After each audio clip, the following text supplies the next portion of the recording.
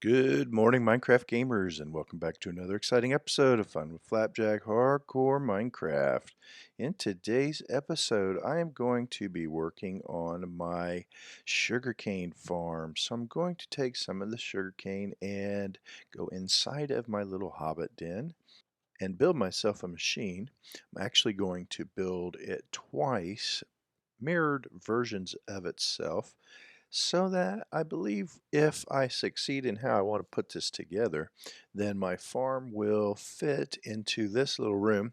I did actually decide not to, oh my goodness, look at all that gravel. I did actually decide not to set up the piston door that I wanted to put in place here originally, and that's for the sake of not wanting to smash my villagers if they accidentally stepped on the pressure plates and didn't move forward through the doorway and got crushed. So yeah, I was just thinking, I don't want to crush my little happy villagers. No, I don't. But what I did decide to do is go ahead and build it in here since I have all of this space set up.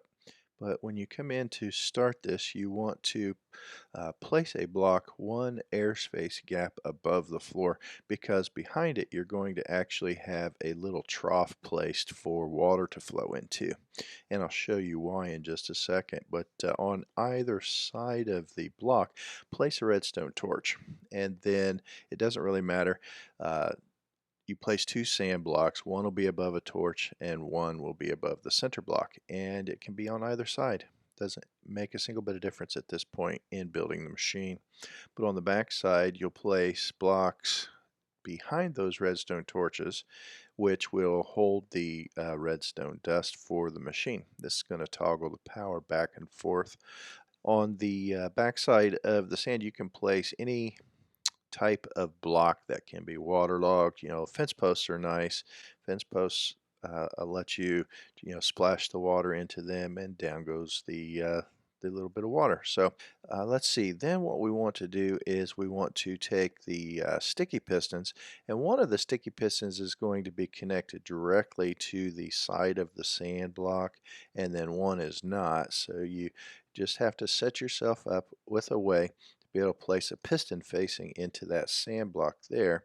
And then over on this side, rather than placing it right against the sand, there will be an air block gap here. So you need to place an extra block in that direction, if that makes sense. And again, it doesn't matter how you set this up. If this sand block was over here, then it would be touching this sand block and there would be an air gap there. So basically you just need three spaces in between the two piston faces. Hope that makes sense. On the side behind your machine that has the power assigned to it, this is a glowing redstone dust, that's where you're going to put your on and off switch. And so this is the part, if I do it right, then everything will work out nicely. But if I do it wrong, then derp. But you're going to want a block going into that. So what I like to do is just place it like so, and then behind it will be a sticky piston. And then under that sticky piston, you're going to need a regular block, because this is where you're going to place the lever, and that's going to allow that to push forward. But let's see, if I do this right, I think I need to place a block here, and then let's see, where are my pistons? There are my regular pistons. And you're going to place a regular piston, which will normally extend. That is exactly what you want it to do. And then on top of that block, you're going to need a temporary block. It doesn't really matter what it is. And place that there, and it will not extend. And then break those blocks out of the way. You don't want them there. They don't need to be there. Pick up your mess if you made one, and you have just finished placing your on and off power. Oh, derp. I broke the block. You definitely need a block in front of that sticky piston. That's my bad. You did not need the temporary block behind that piston.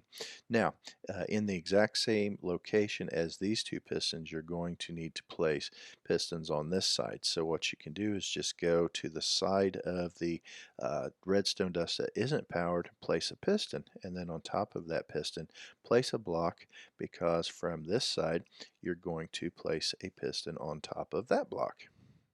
It's pretty easy. There's quite a few people already putting tutorials out about this, but when you get to this point, you should only have one piston extended, and then these other three pistons are retracted, and then of course you have your stationary sticky pistons. If it looks like this, you're doing it right. Definitely need to clear out some blocks here because I don't want to transfer power through blocks by accident. But do remember, if you're playing in survival mode while you're doing this, if you are breaking and removing torches, you should go ahead and put them back just so that nothing's going to spawn in here. We don't want to kill our happy little villagers. Okay, so what you have from here is, if I've done this all correctly, and I believe that I have, is you're actually at the point where you're ready for the observers, which I think I left those still in the chest out here. Alrighty. Let's see, on this part of what we're doing, it doesn't matter where you place this observer in respects to whether or not it is on one side or on the other, but it has to be above one of these redstone dusts. And so doing that, just stare down at it. Oops. It should be with its little redstone, what is it? I think it's Mumbo Jumbo calls it the little redstone bum. That might be Avamance. I don't remember who calls it that, but it always cracks me up. But basically, it's going to read the pulse down here and shoot a pulse out of its rear end, and then it'll have a block over the top of it there. And then beside that, you're just going to place the piston facing forward, and that's where you're going to zero tick your sugarcane. So go ahead and plant your sugarcane right here, and basically the machine is done. What I like to do is go ahead and place a chest in front of this very first block that we put down, because that'll let us crouch place a hopper into it. And then I go ahead and put hoppers on each side, just because that sugarcane gets a little bit crazy. You can also put in a second chest so that you don't have to come back and move your items as often if you don't plan to put any more of a collection system than what we have here. Go ahead if you want and fill your floor back in. Basically, we're ready to power this thing on, and then you'll see why I go ahead and put stained glass, pane glass, and whatnot. But see it spitting out the sugar cane right there? When you build this machine, you're going to hear how incredibly loud it is. I have my sound turned off, but basically you'll get about one sugar cane every 1.5 seconds on average. So it might be 2 seconds and then 1 second, and then occasionally it's 3 seconds, but the 1.5 to 2 seconds per sugar cane is a lot faster than anything else in the game. And then there are ways to build this machine industrial sized if you need a massive amount of sugarcane. But look, 15 sugarcane, 16 sugarcane, that's 1/4 of a stack in just the amount of time it took me to ramble. So I'm going to turn that off because it actually is incredibly loud in my ears. And even though I know you can't hear it, it's driving me just a little bit crazy. I do want to put panes just directly in front of this machine like so.